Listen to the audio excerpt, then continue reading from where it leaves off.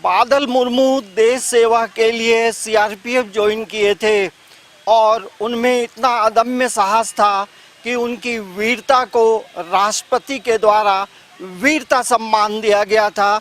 तो ये आप समझ सकते हैं, लेकिन दुर्भाग्य ये है कि वो पिछले 1.5 साल से लापता है और अब जो परिजन हैं वो रांची के राजभवन के पास धरने में पिछले 23 दिनों से बैठे हैं कि आखिर बादल मुर्मू कहाँ चला गया। देखिए, बादल मुर्मू की जो तस्वीर आप देख सकते हैं और बादल मुर्मू में अदम्य साहस रहा था और वो जो है काम करने के प्रति, देश सेवा के प्रति, सुरक्षा को लेकर बेहतर काम करते थे और नक्सल इलाके में भी वो जिस तरह से उन्होंने काम किया और उनका पैर में भी हल्का डैमेज हुआ आईडी ब्लास्ट में, और उनकी वीरता को ये आप देख सकते हैं, ये वीरता का सम्मान है। लेकिन आज बादल मुर्मू के ये तमाम जो मेडल्स हैं ये एक यादगार के रूप में अभी देखा जा रहा है, रखा जा रहा है और ये राष्ट्रपति के द्वारा उन्हें वीरता सम्मान मिला था। लेकिन आज परिवार मायूस है, परिवार के तमाम लोगों की जो निगाहें हैं इस पे टिकी हैं कि बादल मुर्मू कब आएगा, क्योंकि 1.5 साल का वक्त हो गया है और आखिर ये तमाम चीज़ें कैसे क्या हुई हैं। आज हम उनकी धर्मपत्नी झानो मुर्मू से बात करेंगे और समझने की कोशिश करेंगे। आप लोग यहाँ पिछले 23 दिनों से धरने पर बैठे हैं, क्या मांग है और थोड़ा बताएंगे घटना कैसे क्या हुआ था, कब वो घर से निकले और अभी तक नहीं लौटे। हम लोग इतना दिन से बैठे हुए हैं यहाँ पे 13 तारीख से, लेकिन हम लोग को न्याय चाहिए। मेरा पति बादल मुर्मू 6 जनवरी 2023 को ड्यूटी गया था, उधर से ही वो वापस नहीं आया। अभी तक ना उनके बारे में डिपार्टमेंट वाले कुछ सूचना देते हैं, ना कुछ भी उनके बारे में अभी तक पता नहीं चला है। हम लोग पूरा परिवार परेशान हो चुके हैं। वो कहाँ गए, कहाँ उसको कहाँ है, कैसे है, कुछ भी खबर नहीं मिल पा रहा है। इतना दिन हो गया, पूरा हम लोग का पूरा परिवार दर दर भटक रहा है, फिर भी सरकार हम लोग को ध्यान ही नहीं दे रही है। और इसको वीरता के लिए राष्ट्रपति द्वारा सम्मानित भी किया गया था। वो पहले कोबरा बटालियन में था, तब उसका एक पैर आईडी ब्लास्ट से डैमेज हो गया था, तो उसके कारण उसको वीरता के लिए पुरस्कार मिला था। एक वीर सैनिक को भी सरकार ध्यान नहीं दे रही है।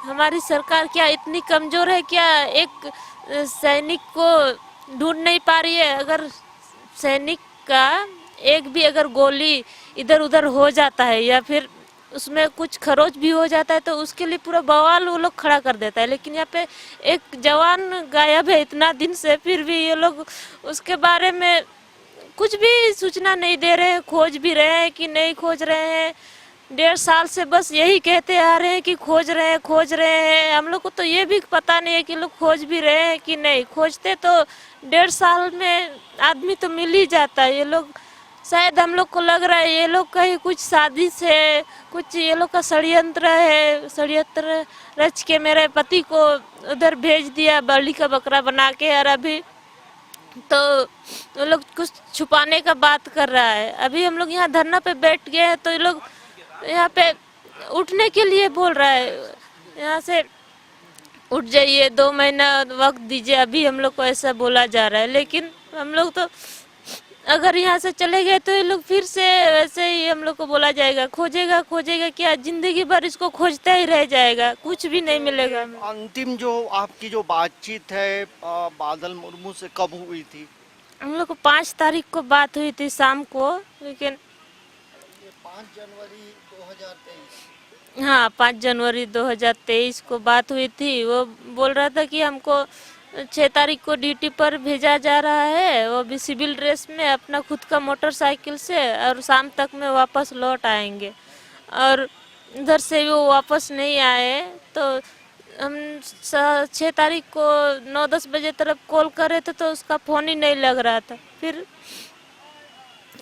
7 तारीख को उसका डिपार्टमेंट की तरफ से 2 जवान आए हम लोग के घर, यही पूछने के लिए कि बादल मुर्मू घर आए हैं कि, लेकिन उसी टाइम हम लोग को पता चला। और वो लोग बोल रहे थे कि हम लोग का मुख्यालय भी वो नहीं आया है। तो ये बताइए कि वो मतलब जो 5 तारीख को बात हुई तो वो ड्यूटी में बादल मुर्मू कहाँ पे तैनात थे? 5 तारीख को हाँ मतलब कहाँ पे उनकी ड्यूटी थी? चाईबासा पे। चाईबासा में। हाँ, चाईबासा पे। और नक्सल ऑपरेशन में भी वो जाते थे? नहीं, वो नहीं जाते थे, उसको नक्सल ऑपरेशन में नहीं भेजा जाता था क्योंकि उसका एक पैर डैमेज था, तो उसको तो भेजा नहीं जाता था ऑपरेशन के लिए, लेकिन इधर उधर अकेले भेजा जाता था ड्यूटी के लिए। अच्छा ये बताइए, अब नए मुख्यमंत्री हेमंत सोरेन बने हैं तो क्या हेमंत सोरेन से मुलाकात करेंगे?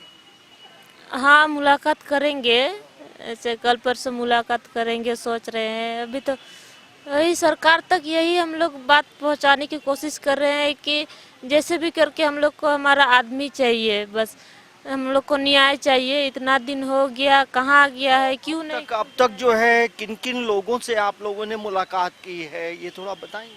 हमने राष्ट्रपति को भी लेटर लिखे हैं, राष्ट्रपति, मतलब गृह मंत्रालय, मुख्यमंत्री को भी लेटर लिखे थे पहले, हेमंत सोरेन जी को भी, लेकिन उधर से भी कोई जवाब नहीं मिला है। प्रधानमंत्री को भी लेटर लिखे हैं, लेकिन कोई जवाब। डीजीपी से, झारखंड के डीजीपी से मुलाकात की है या सीआरपीएफ के बड़े पदाधिकारी?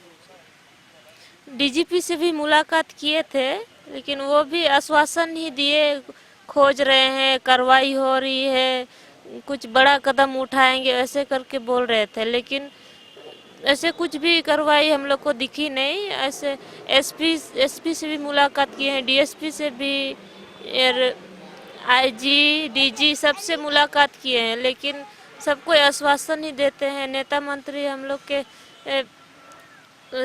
सरायकेला खरसावां के विधायक हैं चंपा सोरेन जी, पहले उससे भी मिल चुके हैं, लेकिन वो भी आश्वासन ही दिए, बोले कि एसपी से बात करेंगे, 1 सप्ताह में कुछ ना कुछ रिपोर्ट आ जाएगा, लेकिन कुछ नहीं हुआ। इतना दिन आश्वासन ही देते रहे लोग, पर हम लोग कोर्ट में केस भी किए हैं, फिर भी कोई भी कार्रवाई नहीं हुई है अभी तक। हम लोग का पूरा परिवार परेशान में है, हम लोग का दिन रात रो रो के गुजर रहा है। तो ये झानो मुर्मू का दर्द है क्योंकि इनके जो पति हैं बादल मुर्मू पिछले 1.5 वर्षों से लापता हैं।